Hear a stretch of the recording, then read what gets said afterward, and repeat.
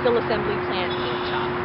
And this building was decommissioned about 5 years ago, and we decided it was the best economical and best energy efficient choice to actually pull down this building, as it hasn't been used in about 5 years. Anybody who drives along the QEW is probably very familiar with the Oakville Assembly Complex, which is right next door. They build the Ford Edge, Ford Flex, Lincoln MKX, and Lincoln MKT.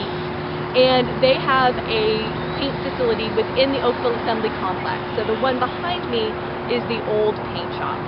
So the stack came down at 6 a.m. this morning. And once the demolition is all done behind me of the old paint shop, it will be a flat area.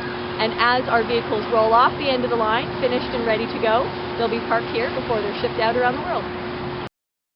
This morning went very well. The stack came down right at 6 a.m. this morning, promptly at 6, which was wonderful.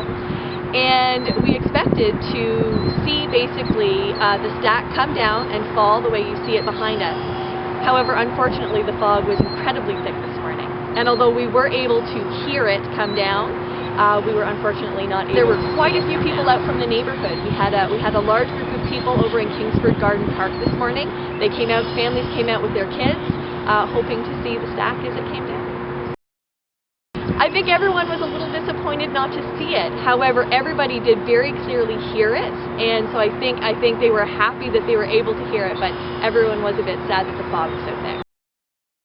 It was really two very quick bangs right at 6 o'clock this morning, and the sound level is about 120 decibels. And if you're thinking of something that's in a similar sound range, some anti-theft car alarms can be in the 120 decibel range.